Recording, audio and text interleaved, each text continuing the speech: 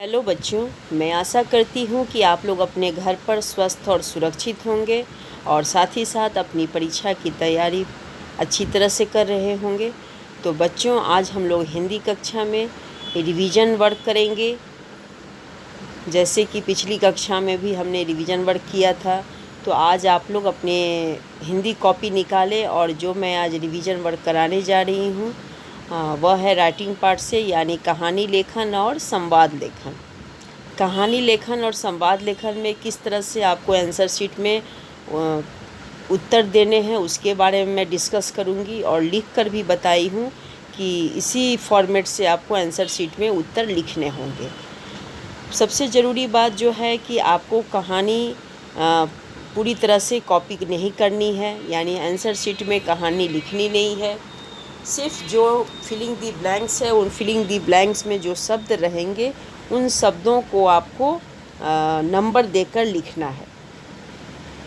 यानी जो जो शब्द आप फिलिंग दी ब्लैंक्स में भरेंगे या लिखेंगे उन्हीं शब्दों को आप नंबर के रूप में, जैसे पहला अगर फिलिंग दी ब्लैंक्स है, पहले वाक्य में अगर फिलिंग दी ब्लैंक्स है तो वो हो गया पहला फिलिंग दी ब्लैंक्स, दूसरे वाक्य में दूसरा, तीसरे में तीसरा।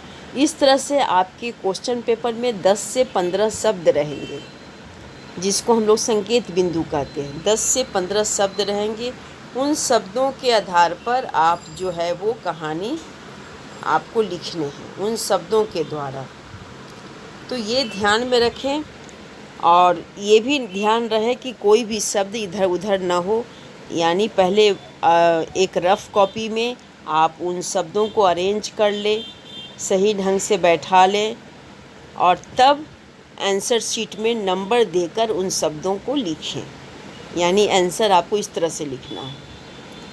और दूसरी बात, प्रश्न पत्र में ऑब्जेक्टिव प्रश्न आएंगे तो उनका उत्तर भी आपको नंबर देकर लिखना है। जैसे कि क्वेश्चन नंबर 2 में प्रश्न हुआ रिक्त स्थानों की पूर्ति करें, तो रिक्त स्थान में जो नंबर 2 का क में जो शब्द भरेंगे तो आंसर कैसे देंगे, नंबर 2 का क और जो शब्द डालेंगे वो शब्द लिख देंगे। फिर नंबर 2 का ख वो शब्द लिखना है, नंबर 2 का ग वो शब्द लिखना है। ऐसे सिर्फ उत्तर लिखने हैं, आपको कोई भी क्वेश्चन का कॉपी नहीं करना है, सिर्फ आंसर लिखना है। 40 मार्क्स के आपके पेपर रहेंगे और ग्रामर या टेक्स्ट दोनों बुक से सिर्फ ऑब्जेक्टिव प्रश्न ज़्यादातर रहेंगे। 2 मार्क्स के जो प्रश्न रहेंगे उसमें आपको फुल सेंटेंस लिखने हैं, अन्यथा आप 1 मार्क्स वाले प्रश्नों को आप 1 वर्ड में आंसर देंगे, चाहे वो फिलिंग दी ब्लैंक्स हो, चूज़ द करेक्ट ऑप्शन हो या टिक द करेक्ट आंसर हो। जो भी हो आपको शॉर्ट आंसर देना है, वो सिर्फ नंबरिंग करके आपको वहाँ 1 वर्ड में आंसर लिखने हैं। अगर मैच द फॉलोइंग है यानी मिलान करने वाले शब्द हैं तो आपको फेस टू फेस लिखने होंगे, यानी जो उत्तर होगा उस शब्द के सामने आपको लिखना है फेस टू फेस, यानी मैचिंग वाले प्रश्नों में। और अगर हु सेड टू हुम, यानी अगर प्रश्न है कि किसने किससे कहा, अगर इस तरह के प्रश्न रहेंगे तो सिर्फ उत्तर में क्या लिखना है कि जैसे माया ने सीता से कहा, बस इस तरह से माया ने सीता से कहा, इस तरह से सेंटेंस उत्तर देना है और नंबर दे देना है। तो ये हुआ आपको आंसर शीट में देने के लिए तरीका बता रही हूँ। और आपके गूगल क्लासरूम में गाइडलाइन दिया हुआ है, भेजा गया है, आप उसे पढ़कर समझ लें और अपने गूगल क्लासरूम में एडमिट कार्ड के द्वारा ज्वाइन करें। यानी एडमिट कार्ड आपको सबमिट करना है, उसमें आपका नाम, क्लास और मोबाइल नंबर, इसके बाद फादर्स नेम और ईमेल आईडी नंबर और पेरेंट्स का सिग्नेचर, ये सभी उसमें होने चाहिए और उसके द्वारा आप उसे आप गूगल क्लासरूम में सबमिट करेंगे। ये आपका एडमिट कार्ड होगा, तभी आप एग्ज़ाम दे पाएंगे, नहीं तो नहीं दे पाएंगे। तो ये ज़रूरी बातें हैं। स्कूल ऐप पर भी गाइडलाइन गया है, एग्ज़ामिनेशन गाइडलाइन, आप वहाँ भी पढ़कर समझ सकते हैं। तो अपने गूगल क्लासरूम में आपको एडमिट कार्ड सबमिट करना है, ये ध्यान में रखें। और साथ ही साथ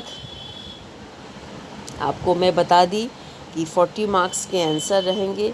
तो क्वेश्चन पेपर में 40 मार्क्स के क्वेश्चन रहेंगे, तो आपको 40 मार्क्स के क्वेश्चन का फॉर्मेट, 5 मार्क्स का स्टोरी राइटिंग, 5 मार्क्स के आपके रहेंगे डायलॉग राइटिंग यानी संवाद लेखन, 10 मार्क्स इधर हो गए। राइटिंग पार्ट टोटल 10 मार्क्स हुए। 5 मार्क्स के अनसीन पैसेज यानी अपठित गद्यांश, ये क्वेश्चन का फॉर्मेट मैं बता रही हूँ। 5 मार्क्स के अनसीन पैसेज, 10 मार्क्स के राइटिंग पार्ट, इसमें 5 मार्क्स कहानी लेखन और 5 मार्क्स डायलॉग राइटिंग, तो ये 10 मार्क्स हो गए। इसके बाद फिर आपके 10 मार्क्स के हो गए ग्रामर पे बुक से, और फिर 15 मार्क्स हो गए टेक्स्ट। तो ये जो है पूरा फॉर्मेट आपका क्वेश्चन पेपर का है। मार्क्स डिवीज़न जिसको हम लोग बोलते हैं, मार्क्स डिवीज़न इस तरह से क्वेश्चन पेपर के हैं। और इसके आधार पर आपको ऑब्जेक्टिव प्रश्न रहेंगे, 1 वर्ड आंसर रहेंगे, filling the blanks, choose the correct option, tick the correct answer. इस तरह से इस तरह के क्वेश्चन जो है वो पेपर में पूछे जाएंगे। तो ये ज़रूरी बातें मैं आपके सामने रखी एग्ज़ाम से संबंधित। और एक मैं ज़रूरी बात बता देती हूँ कि कॉपी में आपको नीट एंड क्लीन लिखना है, कॉपी गंदी नहीं होनी चाहिए, यानी आंसर शीट आपका साफ़ सुथरा होना चाहिए, सुंदर हैंडराइटिंग में लिखना है। और साथ ही साथ हर एक पेज में, हर एक पेपर में आपका नाम और ये क्लास जो भी सब्जेक्ट है वो आपके हर एक पेपर में होगा। पेज नंबर भी अटैच कीजिएगा, यानी पेज नंबर 1 उसमें आपका नाम और नंबरिंग, फिर पेज नंबर 2 में भी आपका नाम और नंबर कि पेज नंबर 2 है, पेज नंबर 3 में भी नाम, यानी जितने पेज आप लीजिएगा सब में आपका नाम और पेज नंबर होना चाहिए। ये ज़रूरी निर्देश है एग्ज़ाम से संबंधित बातें, इसे आप ध्यान में रखिएगा, भूलिएगा मत। इसी तरह से आपको आंसर शीट सबमिट करने होंगे। अब नेक्स्ट है संकेत बिंदुओं के आधार पर कहानी लिखें। ये कहानी लेखन का जो है वो फॉर्मेट है। इसमें संकेत बिंदु क्या क्या है? 3 समय, पुत्रों, दरबार, विचार, संभाल, तो टोटल 6 शब्द दिए गए हैं। ये मैं कहानी लेखन का बताने का प्रयास करी हूँ कि किस तरह से कहानी लेखन जो है वो एग्ज़ाम में आएंगे। तो आपके पेपर में 10-15 शब्द रहेंगे, संकेत बिंदु के दिए रहेंगे जिसको हम लोग बोलते हैं, और उसी के आधार पर आपको कहानी लेखन पूरे करने होंगे। यहाँ पर 6 शब्द दिए गए हैं। अब कहानी क्या है? बहुत समय पहले की बात है, सुदूर दक्षिण में किसी प्रतापी राजा का राज्य था। राजा के फिलिंग द ब्लैंक्स पुत्र थे। एक दिन राजा के मन में आया कि फिर रिक्त स्थान को कुछ ऐसी शिक्षा दी जाए कि रिक्त स्थान आने पर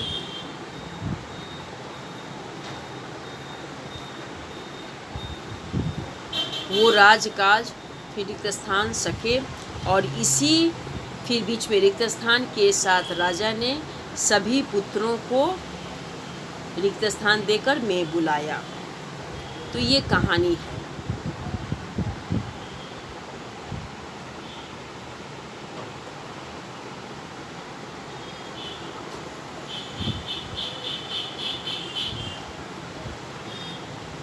इसे आप अपने कॉपी में लिख लें। इस कहानी को कॉपी में लिखें।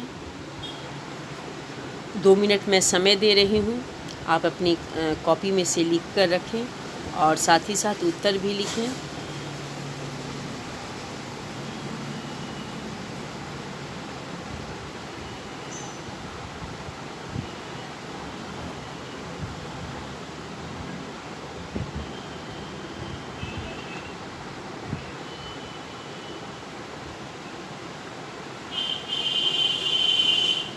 जिस तरह जहाँ जहाँ रिक्त स्थान दिए गए हैं वहाँ वहाँ आपको रिक्त स्थान देने हैं और जिस तरह से कहानी लिखा हुआ उसी तरह से आपको लिखने हैं।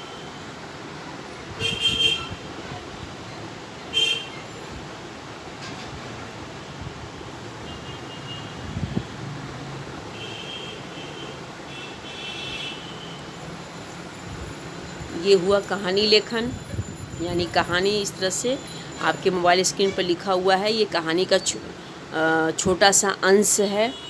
ये कहानी पूरी कहानी नहीं है, इसका छोटा सा अंश है जो कि मैं आपके मोबाइल स्क्रीन पर दिखा रही हूँ। इसके बाद है डायलॉग राइटिंग। डायलॉग राइटिंग जिसको हिंदी में हम बोलते हैं संवाद लेखन। संवाद यानी दो लोगों के बीच हुए वार्तालाप को बोला जाता है संवाद लेखन। ठीक है, तो यहाँ पर क्या है, टॉपिक क्या है, शीर्षक क्या है, मनीष और दुकानदार के बीच के संवाद को लिखें। एक लड़के का नाम है और एक दुकानदार है, उसके बीच में क्या वार्तालाप हुई उसके बारे में हमें लिखना है। तो ये तो टॉपिक हुआ, यानी यह शीर्षक है। अब इस कहानी लेखन और संवाद लेखन के बारे में अब नीचे मैं बताने जा रही हूँ, तो आप अपनी कॉपी में नोट करें।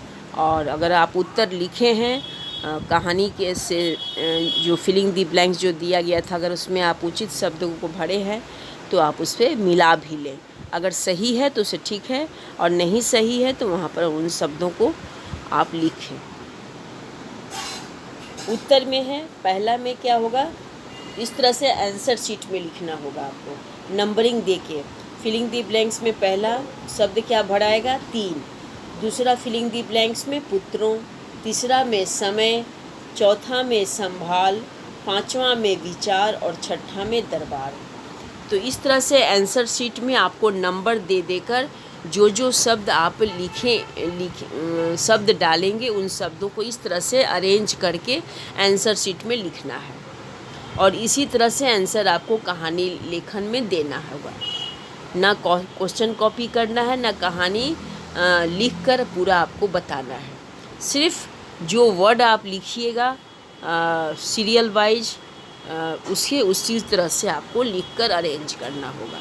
और वो कैसे अरेंज कीजिएगा, नंबर दे देकर। जैसे अगर 10 फिलिंग दी ब्लैंक्स हैं तो 10 वो नंबर हो गए, 1 2 3 4 5 6 7 8 9 10, 10 फिलिंग दी ब्लैंक्स हो गए। उसमें जो फिलिंग दी ब्लैंक्स में आप शब्द डालिएगा उसे आप पहले अरेंज कर लीजिएगा, फिर आप आंसर शीट में नंबर देकर उन शब्दों को लिख लीजिएगा। तो ये हुआ कहानी लेखन का लिखने का तरीका। अब जो है डायलॉग राइटिंग, उसके बारे में मैं बता दी। दुकानदार यानी टॉपिक क्या था कि मनीष और दुकानदार के बीच के संवाद को लिखें। तो ये देखिए उत्तर 2 यहाँ लिखा हुआ है। तो संवाद लेखन इस तरह से आपको लिखने होंगे उत्तर 2 में। इसमें आपको संवाद लेखन में छोटे छोटे सेंटेंस मिनिमम कम से कम 5 लाइन से ज़्यादा नहीं होने चाहिए। ये वाक्य याद रखिए, 5 यानी 5 लाइन में ही आपको संवाद लेखन पूरे करने हैं, इससे ज़्यादा नहीं। ठीक है, तो ये इन बातों को ध्यान में रखें। संवाद लेखन आपको लिखने हैं और वह कितने पंक्तियों में, 5 पंक्तियों में। अब ये ध्यान में रखेंगे कि 5 लाइन में हमें जो बात है जो हम बताना चाह रहे हैं वो 5 सेंटेंस में कंप्लीट हो जाए, यानी शब्द सटीक हो और आप 5 लाइन में उन वाक्यों को उनको आप व्यक्त कर सके, उन बातों को बता सके। तो ये आपको ध्यान में रखकर लिखना होगा। ज़्यादा लंबे वाक्य नहीं होने चाहिए, वाक्य छोटे छोटे होने चाहिए और शब्द सटीक होने चाहिए। अब यहाँ पर देखिए, मनीष यह साइकिल कितने की है, संवाद लेखन के बारे में बता रही हूँ। दुकानदार, यह तुम्हारे काम की नहीं है। मनीष, मुझे छोटी साइकिल दिखाई। ये दुकानदार, ये लाल वाली छोटी साइकिल है। मनीष, कितने की साइकिल है? दुकानदार, 3000 की है। मनीष, इसे दे दीजिए। यानी अगर माँ पुत्र के बीच संवाद लेखन आए तो इस तरह से आपको लिखना है। माँ और पुत्र, अगर संवाद लेखन आए डॉक्टर और रोगी के बीच हुए संवाद को लिखें तो डॉक्टर लिखेंगे और रोगी का कोई भी नाम आप दे सकते हैं, या अगर नाम नहीं है तो आप रोगी भी लिख सकते हैं। रोगी लिखकर भी बगल में डैश, जैसे यहाँ पर मैं लिखकर बताई हूँ दुकानदार, बगल में उसके सामने डैश दी हूँ, तब उसका वाक्य उसके कथन को लिखी हूँ। उसी तरह से दूसरा जो वाक्य है मनीष, मनीष नाम लिखकर बगल में डैश दी हूँ, तब उसके कथन को लिखी हूँ, यानी उसके बात को लिखी हूँ। तो इस तरह से आपको संवाद लेखन पूरे करने हैं।